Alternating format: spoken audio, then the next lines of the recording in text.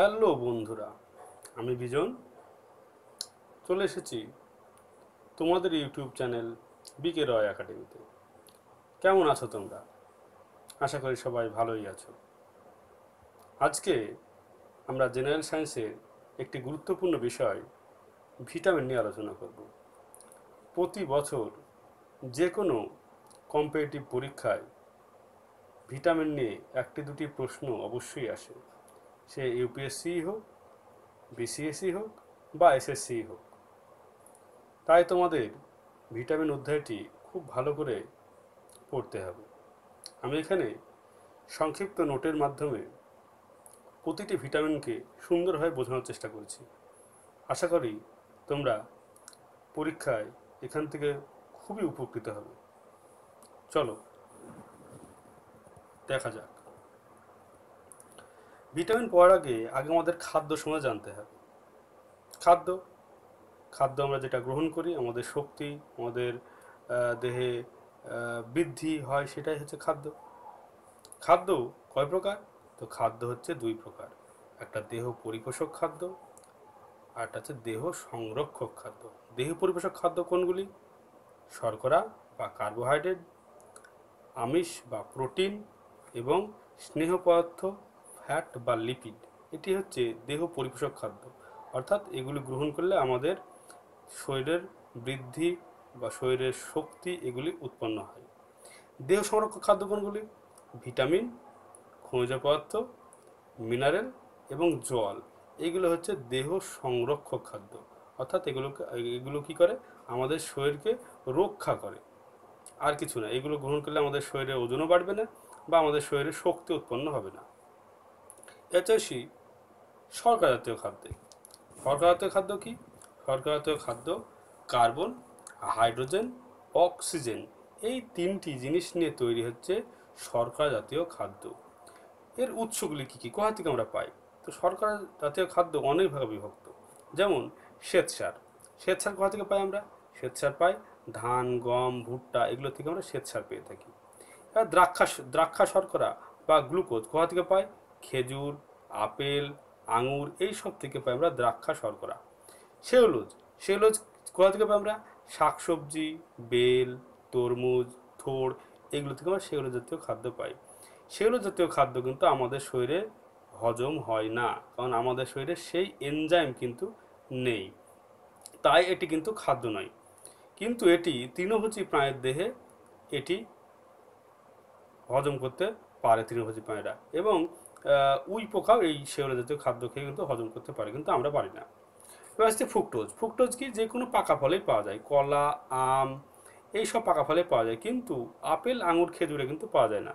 এটি এগুলোতে কি পাওয়া যায়? এগুলোতে দ্রাক্ষা শর্করা বা গ্লুকোজ পাওয়া যায়। তো এই সুক্রোজ। সুক্রোজ মানে হচ্ছে সুগার কেন, আখ থেকে পাওয়া যায় যেগুলো, সেগুলো সুক্রোজ, চিনি, গুড়, এগুলো। মধুতেও মোটামুটি 37-38% কিন্তু সুক্রোজ আছে মধুতেও। ল্যাকটোজ। ল্যাকটোজ কি? ল্যাকটোজ মানে দুধ, দুধ থেকে আমরা ল্যাকটোজ পাই। আচ্ছা, গ্যালাক্টোজ। টোজ মানে দুধ, তাহলে গ্যালাক্টোজ মানে দুধ থাকবেই। দুধ, অ্যাভোকাডো, সুগার বিট, এইগুলো থেকে আমরা গ্যালাক্টোজকে পেয়ে থাকি।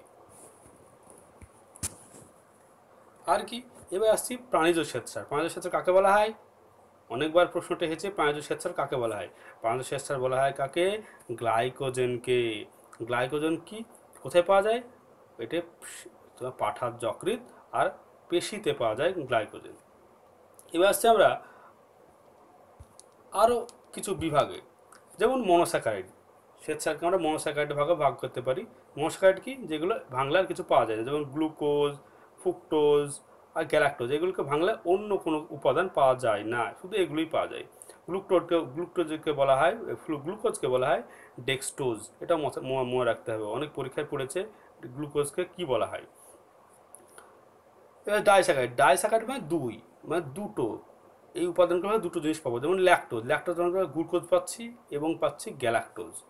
ঠিক এরকম মল্টোজকে যদি ভাঙে আমরা, গ্লুকোজের দুটো অণু পাবো আমরা। ঠিক সেরকম সুক্রোজকে যদি ভাঙে আমরা, তাহলে আমরা পাবো গ্লুকোজ এবং ফ্রুক্টোজ।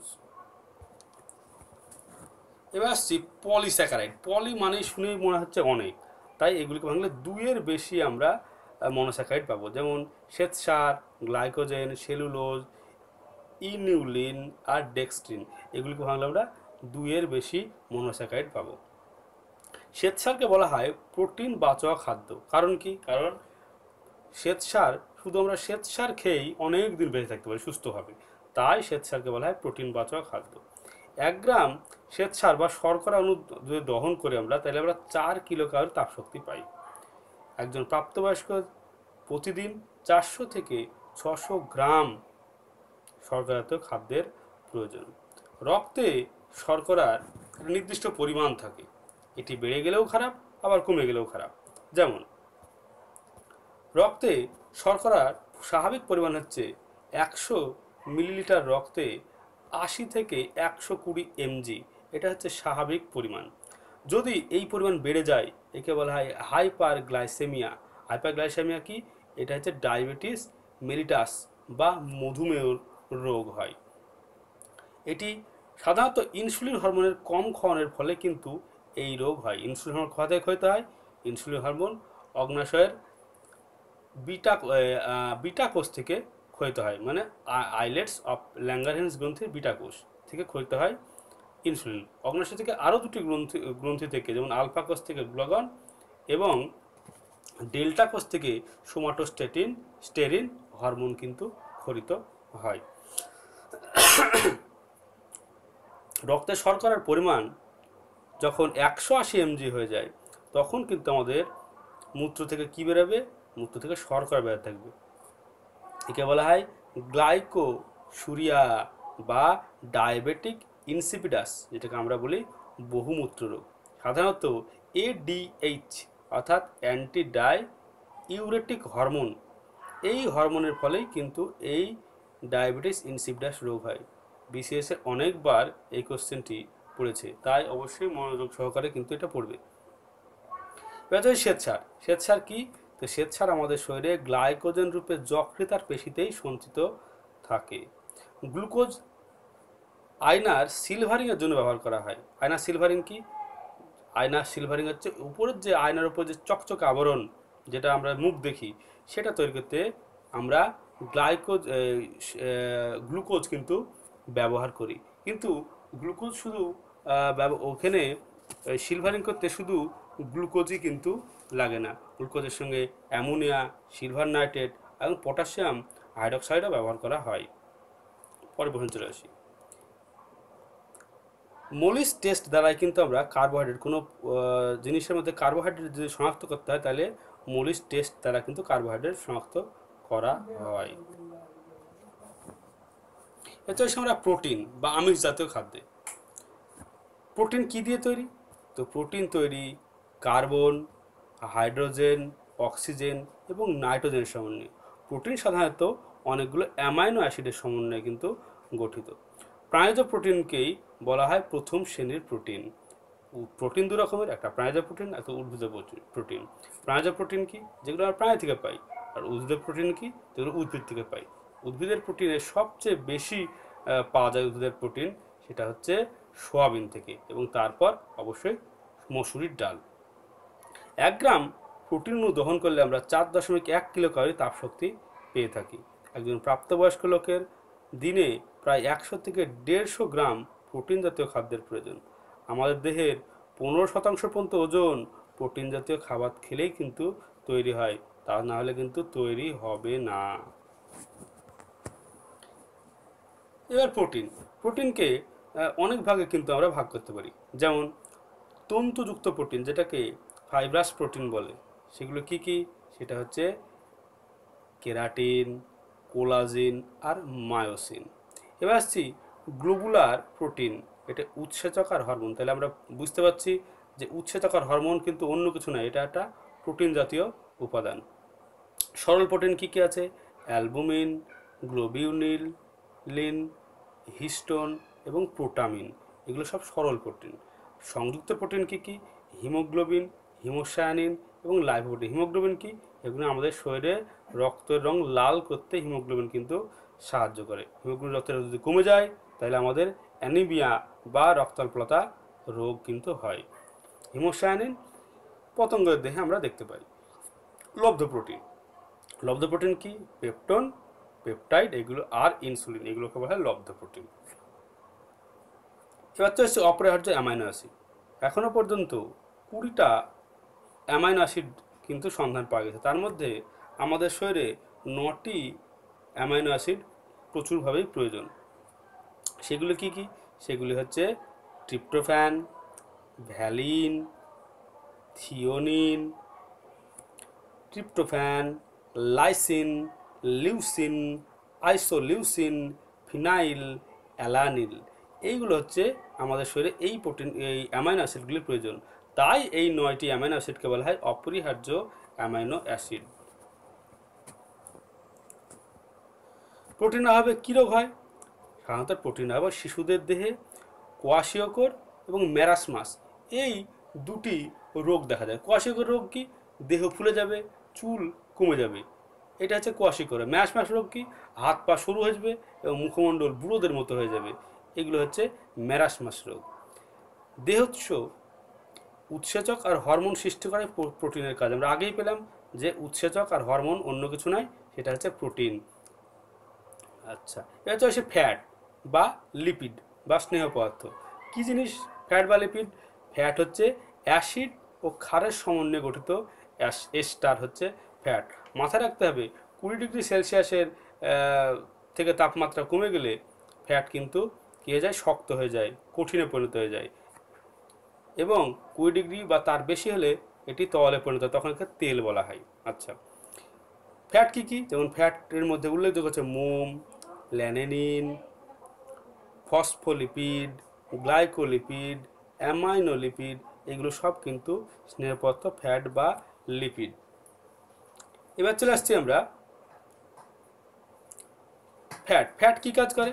ফ্যাট এ, ডি, ই, কে ভিটামিন, এই যে 4টে ভিটামিন আছে এগুলিকে দ্রবীভূত করতে সাহায্য করে। ভিটামিন সাধারণত 2 প্রকার, একটা জলে দ্রবণীয় ভিটামিন, একটা ফ্যাটে দ্রবণীয় বা তেলে দ্রবণীয় ভিটামিন। তো এ, ডি, ই, কে এই ভিটামিনগুলিকে কী করে? দ্রবীভূত করতে সাহায্য করে এই ফ্যাট। আর কি কাজ করে? ফ্যাট যকৃৎ ও পিত্তরস, যকৃৎ থেকে পিত্তরস, অগ্নাশয় থেকে অগ্নাশয় রস নিঃসরণেও কিন্তু সাহায্য করে ফ্যাট। কোলেস্ট্রল নামক ফ্যাট থেকে ইস্ট্রোজেন আর টেস্টোস্টেরন হরমোন তৈরি হয়। আমরা যখন হরমোন চ্যাপ্টার করব, পরের চ্যাপ্টারই করব হরমোন, তখন আমরা অবশ্যই এই সবগুলো আরও বিস্তারিত ব্যাখ্যা দেব। তাহলে কোলেস্ট্রল নামক ফ্যাট থেকে ইস্ট্রোজেন ও টেস্টোস্টেরন হরমোন তৈরি হয়। 1 গ্রাম ফ্যাট দহন করলে আমরা কত কিলোক্যালোরি শক্তি পাই? 9.3 কিলোক্যালোরি তাপশক্তি আমরা পেয়ে থাকি। একজন প্রাপ্তবয়স্ক লোকের প্রায় 50 গ্রাম ফ্যাটের প্রয়োজন। এটি মাথায় রাখতে হবে, পুরুষ আর মহিলা, পুরুষদের একটু বেশি ফ্যাট দরকার হয়, মহিলাদের একটু কম ফ্যাট দরকার হয়, সবসময় এটা একটু মাথায় রাখতে হবে। আচ্ছা, আর কি? তো নিলোনেলিক অ্যাসিড আর নিলোলেইক অ্যাসিড এটিকে বলা হয় অপরিহার্য ফ্যাটি অ্যাসিড। এটা কিন্তু অবশ্যই মাথায় রাখতে হবে, অপরিহার্য ফ্যাটি অ্যাসিডগুলি কি কি।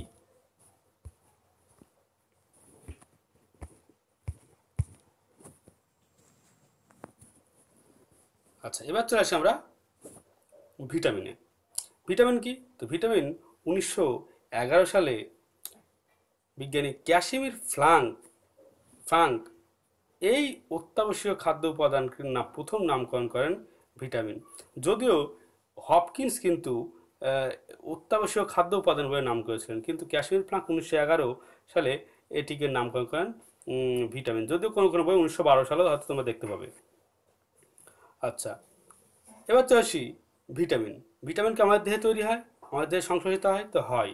ভিটামিন এইরকম 4টি ভিটামিন আছে যেগুলো আমাদের শরীরে সংশ্লেষিত হয়। সেগুলো কি কোন কোন ভিটামিন? ভিটামিন এ কোথা থেকে সংশ্লেষিত হয়? আমাদের যকৃতের ক্যারোটিন আর ক্ষুদ্রান্তের বিটা ক্যারোটিন থেকে সংশ্লেষিত হয় হচ্ছে এ। ডি, আমরা জানি কি ডি কোথা থেকে পাই আমরা? ডি পাই আমরা সূর্যের আলো থেকে। সূর্যের আলোতে থেকে আমাদের ত্বকে যখন পড়ে তখন ত্বকে অবস্থিত আর্গোস্টেরল থেকে এই ডি সঞ্চিত হয় আমাদের শরীরে। যদিও ডি কিন্তু সরাসরি আমাদের শরীরে সংশ্লেষিত হয় না, প্রথমে D3 তারপর ডিতে রূপান্তরিত হয়। আর কি?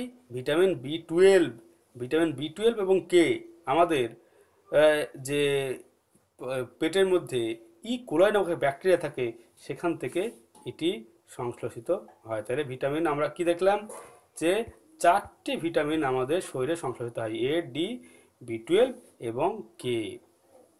এবার চলে আসছি ভিটামিনের প্রকারভেদ। ভিটামিন কয় ভাগে বিভক্ত? তা আগেই বলেছি, ভিটামিন 2 ভাগে বিভক্ত। একটা ফ্যাটে দ্রবণীয় ভিটামিন, একটা জলে দ্রবণীয় ভিটামিন। ফ্যাটে দ্রবণীয় ভিটামিন কি? এ, ডি, ই, কে। আর জলে দ্রবণীয় ভিটামিন, ভিটামিন বি, সি এবং পি। জলে দ্রবণীয়, ফ্যাটে দ্রবণীয় আর তেলে দ্রবণীয় ভিটামিন কী হয় মনে রাখবে?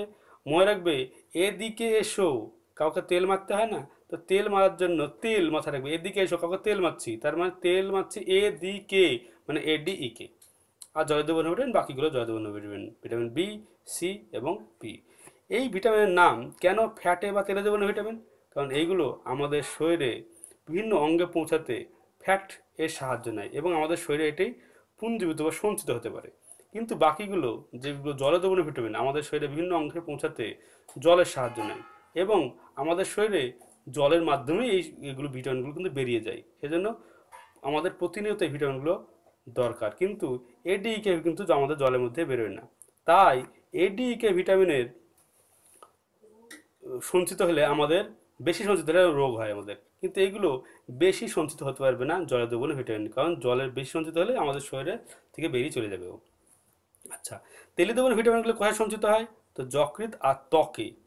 আর ভিটামিন সি ইঁদুরের যে অ্যাড্রিনাল কর্টেক্স গ্রন্থি আছে সেইখানে এই ভিটামিন সি সঞ্চিত হয়। আচ্ছা, এবার চলে আসছি অ্যান্টিভিটামিন। অ্যান্টিভিটামিন কী জিনিস? অ্যান্টিভিটামিন হচ্ছে যে জিনিসগুলো ভিটামিনের ক্রিয়াকে বিনষ্ট করে, সেটা হচ্ছে অ্যান্টিভিটামিন। এগুলো একটু জানতে হবে কোন ভিটামিন অ্যান্টিভিটামিন আছে। যেমন বি1, বি1 এর অ্যান্টিভিটামিন হচ্ছে পাইরিথিয়ামিন। বি1 এর রাসায়নিক নাম হচ্ছে থিয়ামিন, আর অ্যান্টিভিটামিন হচ্ছে পাইরিথিয়ামিন। এবার আসছি বি2, বি2 এর রাসায়নিক নাম হচ্ছে রাইবোফ্লাভিন, এর অ্যান্টিভিটামিন হচ্ছে গ্যালাক্টোফ্লাভিন। আর ফলিক অ্যাসিড, ফলিক অ্যাসিডের অ্যান্টিভিটামিন হচ্ছে অ্যামাইনোফটেরিন। এইগুলো হচ্ছে অ্যান্টিভিটামিন। এবার আসছে প্রোভিটামিন। প্রোভিটামিন হচ্ছে কি কি? প্রোভিটামিন কি, কাকে বলে? প্রোভিটামিন যেগুলো থেকে ভিটামিন সংশ্লেষিত হয় সেটা হচ্ছে প্রোভিটামিন। যেমন আর্গেস্ট্রাল, ডি আর্গেস্ট্রাল সংশ্লেষিত হয়, আর এ ক্যারোটিন থেকে সংশ্লেষিত হয়, তাই এগুলোকে প্রোভিটামিন বলে। সিউডোভিটামিন, সিউডোমিন ছদ্ম ভিটামিন। ছদ্ম ভিটামিন একটাই আছে, মিথাইলকো বালামিডন। এটা হচ্ছে বি12 এর রাসায়নিক নাম। বি12 হচ্ছে সিউডোভিটামিন। এবার চলে আসছি ভিটামিন এ তে। ভিটামিন এ, ভিটামিন এ কে আমরা জানি কি হিসাবে? ভিটামিন এ কে বলা হয় অ্যান্টি ইনফেক্টিভ, মানে ভিটামিন এ আমাদের শরীরে ইনফেকশন থেকে আমাদের বাঁচায়, তাই একে বলা হয় অ্যান্টি ইনফেক্টিভ। এর রাসায়নিক নাম কি? এর রাসায়নিক নাম হচ্ছে রেটিনল বা অ্যাজোরেপথল। এটা হচ্ছে রাসায়নিক নাম।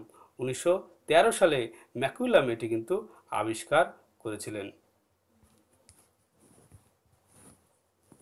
আরও কিছু তথ্য জানতে হবে আমাদেরকে। যেমন এই ভিটামিন অভাবে রাতকানা, রাতকানাকে অপর কি নামে জানি আমরা? অপর নাম হচ্ছে নিকটালোপিয়া। নিকটালোপিয়া মানে হচ্ছে রাতকানা।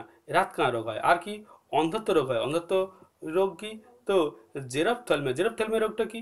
এটি সাধারণত আমরা যে চোখের পাতা ফেললে পরে চোখটা আমাদের ভিজে যায়, ওই জলটা যেটা যখন আসা আমাদের চোখে বন্ধ হয়ে যায় তখন আমরা অন্ধ হয়ে যাই, ওই রোগটার নাম হচ্ছে জেরপ্থ্যালমিয়া। ফিনোডার্মা রোগ হয়। ফিনোডার্মা কি? ফিনোডার্মা রোগ হচ্ছে টোড স্ক্রিন, মানে হচ্ছে ব্যাঙের চামড়ার মতো আমাদের চামড়া হয়ে যাবে, গায়ের চামড়া। আর ক্যালাটোম্যালেসিয়া রোগ হয়।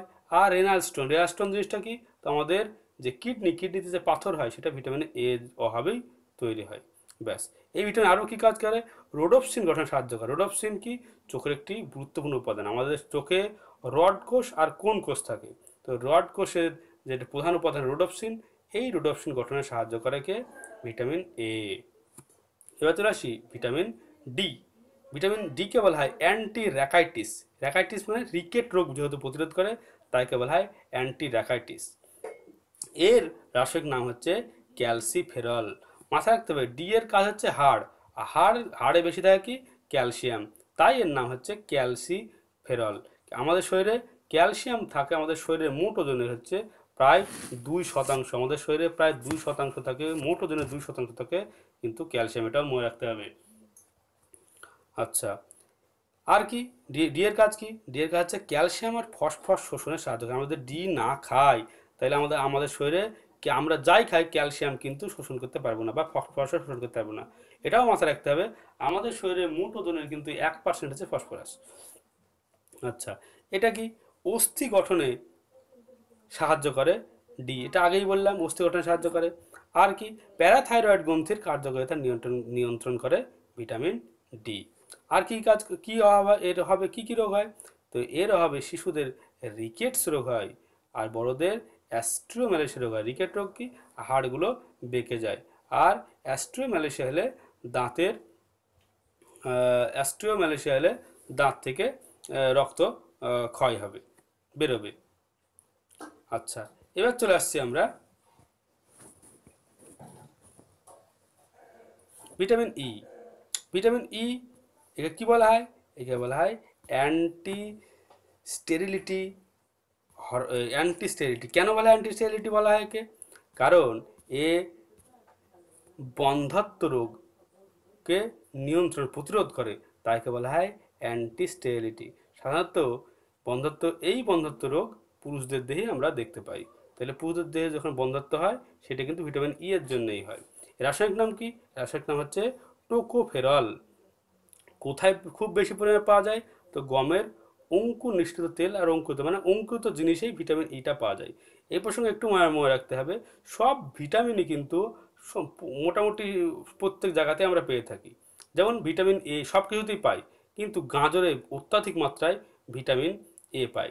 ডি, ডি হচ্ছে কি? আমরা সব কিছুর মধ্যেই মোটামুটি ডি পাই। এক কথায় দুধ আর ডিম সব ভিটামিনগুলি ওর মধ্যেই পাওয়া যায়। আচ্ছা, ভিটামিন ই কি করে? আর ভিটামিন ই ক্যান্সার আর হৃদয় রোগকে প্রতিরোধ করে, আর প্যারালাইসিস রোগ থেকেও রক্ষা করে ভিটামিন ই। ব্যাস। এবার চলে আসি ভিটামিন কে। ভিটামিন কে কে বলা হয় অ্যান্টি হ্যামার্জিক। মানে হ্যামার্জিক মানে রক্তক্ষরণ যে আমাদের শরীরে হয়, রক্ত তঞ্চন হয়, সেই তঞ্চন রোধে সাহায্য করে, সেই জন্য একে বলা হয় ভিটামিন কে। আমাদের শরীরের মধ্যে একটা উপাদান থাকে, তার নাম হচ্ছে প্রথমবিন। প্রথমবিনের মধ্যে যে হেপারিন থাকে তার জন্য রক্ত কি হয়? তোমার জমাট বাঁধে না বাইরে, ভেতরে। আর এটা বাইরে আসলে এর অভাব ঘটে যায় বলেই রক্ত জমাট বেঁধে যায়। এটি কিন্তু এই জমাট বাঁধাতেই সাহায্য করে কে? তো ভিটামিন কে। তাহলে এর কাজ কি? এর কাজ হচ্ছে রক্তে প্রথমবিনের পরিমাণকে স্বাভাবিক রাখে আর রক্ত তঞ্চন রোধে সহায়তা করে। এই ভিটামিন কি করে? যকৃৎকে প্রথমবিন সংশ্লেষেও কিন্তু সাহায্য করে। এর রাসায়নিক নাম কি?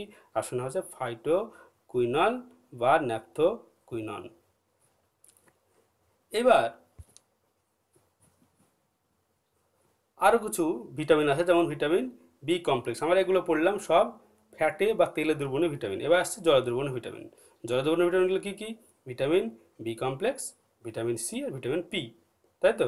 এবার আমরা ভিটামিন বি কমপ্লেক্স নিয়ে আলোচনা করছি। ভিটামিন বি কমপ্লেক্স এর মূল ভিটামিনগুলো কী কী?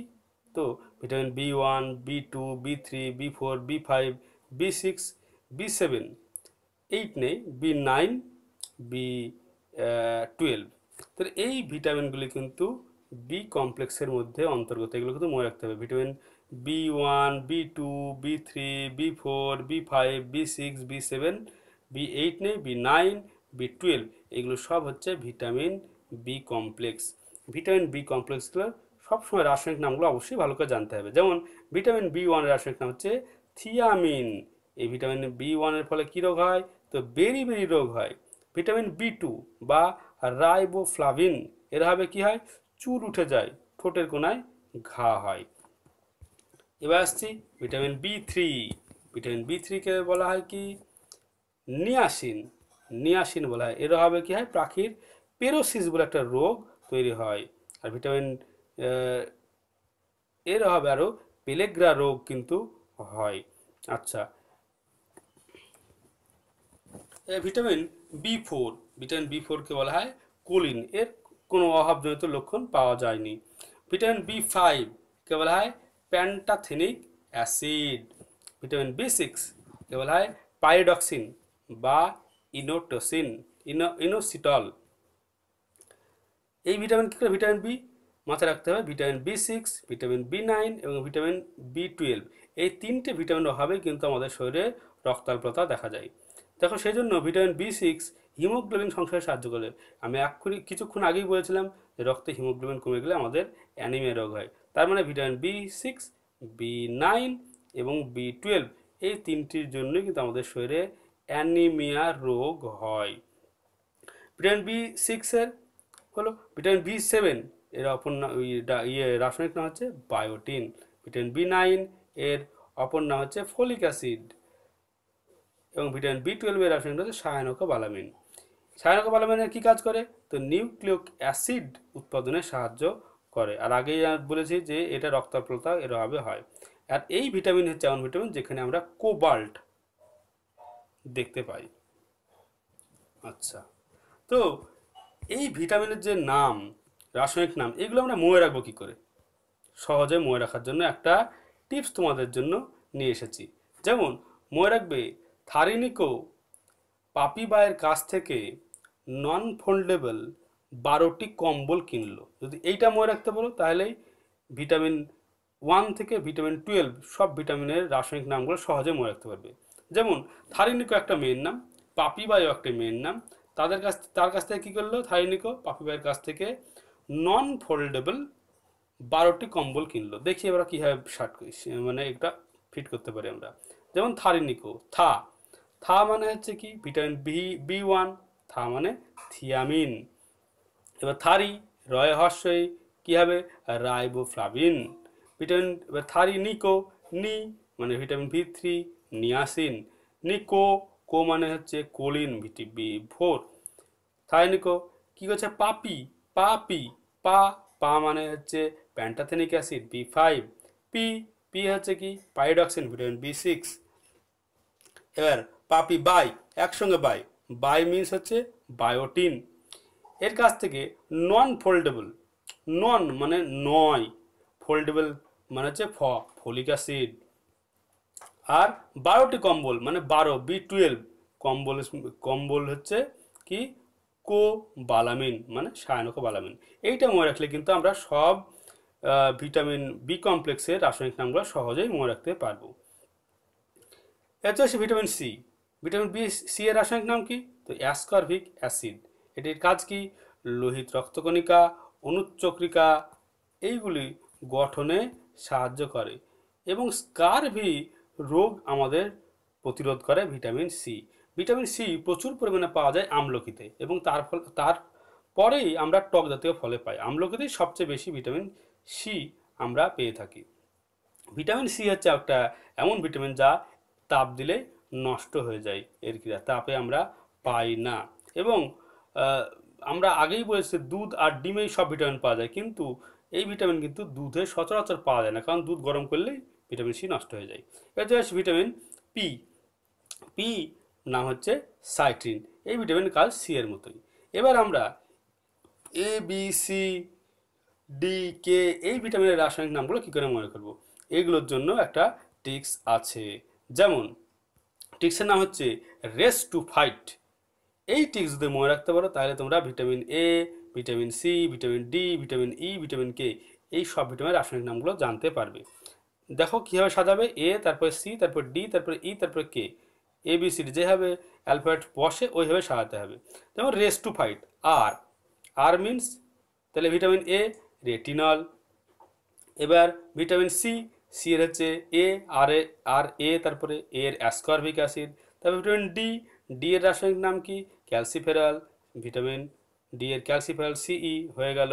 টু মানে টোকাফেরল। ভিটামিন ই এর আর ফাইটের হচ্ছে ফাইলোকুইনল, ফাইট থেকে ফাইলোকুইনান। এইটি মাথায় তোমরা রাখতে পারো। অবশ্যই এটা মাথায় রাখলে এই ভিটামিনের রাসায়নিক নামগুলো সহজেই তোমরা মনে করতে পারবে।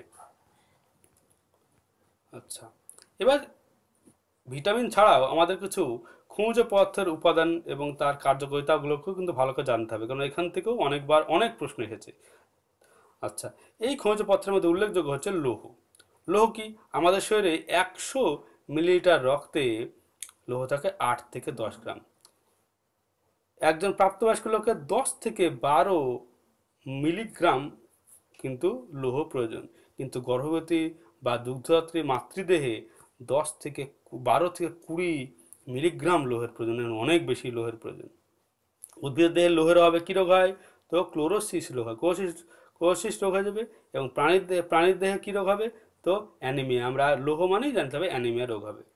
মানব দেহে অ্যানিমিয়া কিসের জন্য সৃষ্টি হয়? আমরা আগেই পেয়েছি হিমোগ্লোবিন কমে গেলে। আর মানব দেহে হিমোগ্লোবিনের পরিমাণ কত? 100 ml রক্তে, তো 14.5 গ্রাম। এর চেয়ে বেশি ক্যালসিয়াম। আগেই আমরা বলেছি যে ক্যালসিয়াম মানুষের মোট ওজনের 2% থাকে ক্যালসিয়াম। এই মানে মোট ওজনের 2% ওদের থাকবে ক্যালসিয়াম, আর বেশিরভাগ ক্যালসিয়ামে থাকে হাড়ে। উদ্ভিদ দেহের এর কাজ কি? উদ্ভিদ দেহের এর প্রধান কাজ হচ্ছে মূল গঠন করতে এবং কোষপ্রাচীর গঠনে কিন্তু সাহায্য করে। এর অভাবে রিকেট আর অ্যাস্ট্রিও ম্যালেশিয়া রোগ হয়। আর ক্যালসিয়ামের পরিমাণ যদি আবার কমে যায় তাহলে টিটেন নামক একটা রোগের সৃষ্টি হয়। ব্যাস এটুকু জানলেই হবে ক্যালসিয়ামের। এটা হচ্ছে ফসফরাস। ফসফরাস কি? ফসফরাস উদ্ভিদ দেহের নিউক্লিয়াস গঠন আর কোষ বিভাজনে সাহায্য করে। ফসফরাস নিউক্লিয়াস গঠন আর কোষ বিভাজনে সাহায্য করে। এর অভাবে কি হয়? পাতার বর্ণ নীল হয়ে যায় ফসফরাসের অভাবে। এটা হচ্ছে আয়োডিন। একজন প্রাপ্তবয়স্ক লোকের প্রতিদিন 0.05 mg আয়োডিন প্রয়োজন। এই লবণ কি করে? তো থাইরক্সিন গঠনে কিন্তু সাহায্য করে প্রাণীদেহের। আর যদি এর অভাব হয়, আয়োডিন অভাব হলে আমাদের গলগণ্ড মানে গলা মোটা হয়ে যায়, ফুলে যায়। এবং রক্তে কি করে? রক্তে এই লবণের জন্য কোলেস্টেরল কিন্তু আমাদের শরীরে বৃদ্ধি পায়। এচসি পটাশিয়াম। পটাশিয়াম কি করে? এটি স্নায়ুকোষের একটি বিশেষ উপাদান হচ্ছে পটাশিয়াম। এটি সাধারণত ক্যালসিয়ামের বিপরীত কাজ করে। ক্যালসিয়াম হচ্ছে কি কাজ করে? ক্যালসিয়াম হাড়ের সঞ্চিত হয়ে হাড়কে শক্ত রাখে। ঠিক যখন হাড় ক্যালসিয়াম বেড়ে যাবে তখন ক্যালসিয়ামকে কমাতে সাহায্য করে কে? পটাশিয়াম। আচ্ছা, এর অভাবে কি হয়? এই লবণের অভাবে পাতার বর্ণ বাদামি হয়ে যায়। আচ্ছা, এবার হচ্ছে ম্যাগনেসিয়াম। ম্যাগনেসিয়াম হচ্ছে যে ক্লোরোফিল উদ্ভিদ দেহে, তার প্রধান উপাদান হচ্ছে ম্যাগনেসিয়াম।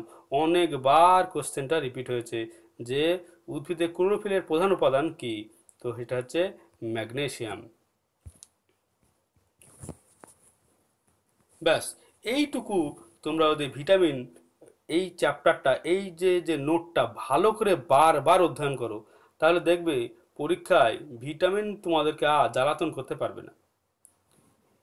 এইগুলো এইগুলো এবার কি করবে তোমরা? এইবার তোমরা কিছু টেস্ট দিয়ে দেখো যে তোমরা এইগুলি পাচ্ছ কিনা। এই যে প্রশ্নগুলি, এগুলি বিভিন্ন পরীক্ষায় পড়েছে। আমি আইপিএস, আইএস অর্থাৎ ইউপিএসসি, বিসিএস, এসএসসি এবং বিভিন্ন স্টেটের যে পিসিএস পরীক্ষা আছে সেইখান থেকে এই প্রশ্নগুলো তুলেছি। দেখো সবগুলো কিন্তু ওই আমরা নোটের মধ্যেই এগুলো পেয়ে যাচ্ছি। যেমন প্রথম প্রশ্ন, কোন রোগটি ভিটামিন B12 অভাবে হয়? কোন রোগটি ভিটামিন B12 অভাবে হয়?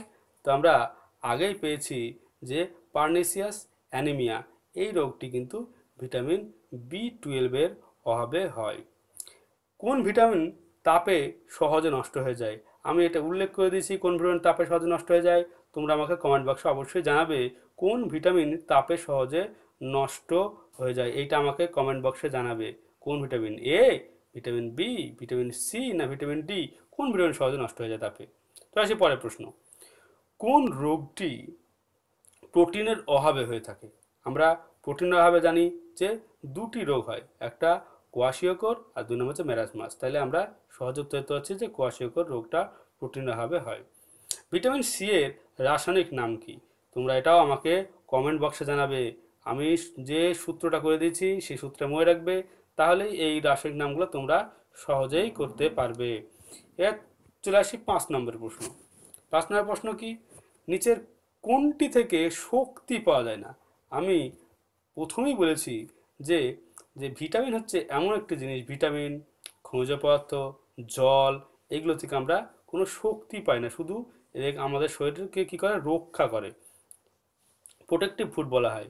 তাই ভিটামিন হবে উত্তর, কারণ কার্বোহাইড্রেট, প্রোটিন, ফ্যাট থেকে কী হয়? আমাদের শক্তি পেয়ে থাকি এবং শরীর গঠন করে। এবার পরের প্রশ্নে চলে আসি, ভিটামিন এ সবচেয়ে বেশি পাওয়া যায় কিসে? বেশি পাওয়া যায় আলু, টমেটো, গাজর না পালং শাক? এটাও তোমরা আমাকে জানাবে কোন জিনিসে সবচেয়ে বেশি ভিটামিন এ পাওয়া যায়। আমরা আগেই দেখেছি ভিটামিন এ কিসে সংশ্লেষিত হয়, সেখান থেকে তোমরা একটু বুদ্ধি করে বের করার চেষ্টা করবে, যদিও আমি এটা বলে দিয়েছি। 7 নম্বর প্রশ্ন চলে আসি, কোন ভিটামিনে কোবাল্ট থাকে? কোন ভিটামিনে কোবাল্ট থাকে? তো ভিটামিন বি 12-এ আমরা কোবাল্ট দেখতে পাই। তোমরা আমাকে জানাবে ভিটামিন বি 12-এর রাসায়নিক নাম কি।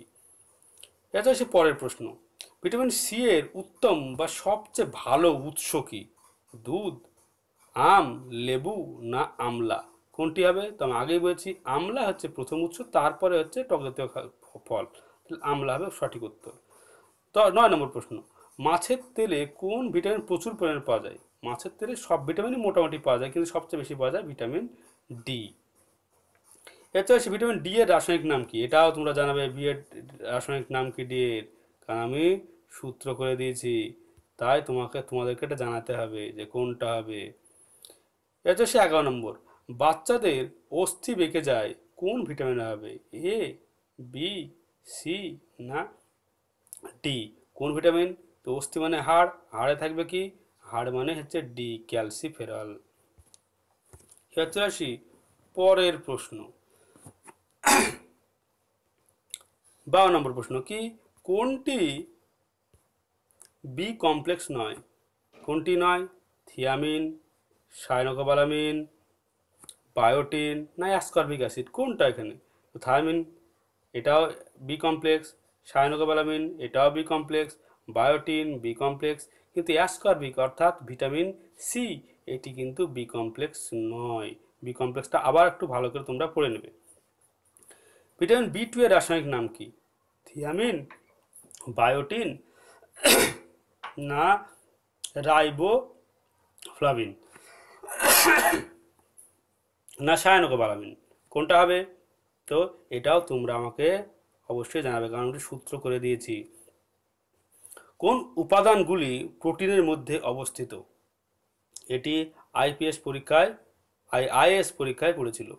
কোন উপাদানটি এখানে আছে? তো আমরা আগেই পেয়েছি প্রোটিনের মধ্যে কার্বন, হাইড্রোজেন, অক্সিজেন, নাইট্রোজেন সবগুলোই আছে, অর্থাৎ ডি নম্বর হবে সঠিক উত্তর। এবার চলে আসছে আমরা লাস্ট প্রশ্ন, কি উৎসেচক প্রধানত কি? উৎসেচক কি? কার্বোহাইড্রেট, প্রোটিন, লিপিড না অ্যামাইনো অ্যাসিড? উৎসেচক কি? এটাও তোমরা আমাকে জানাবে। এই নোটগুলি তোমরা বারবার ভালো করে অধ্যয়ন করবে, তাহলেই তোমরা দেখবে পরীক্ষায় ভিটামিন এর সব প্রশ্ন সঠিক উত্তর দিয়ে আসতে পারবে। যদি এই ভিডিও তোমাদের ভালো লাগে অবশ্যই লাইক করবে এবং বন্ধুদের মধ্যে শেয়ার করবে। এরপর আমরা জেনারেল সায়েন্সের পরবর্তী ভিডিও নিয়ে খুব শীঘ্রই আসবো, এবং সেটি অবশ্যই হবে হরমোন নিয়ে, যেটি থেকেও অনেকবার অনেক প্রশ্ন পড়ে। ততদিন পর্যন্ত ভালো থেকো এবং ভালো করে পড়াশোনা করো।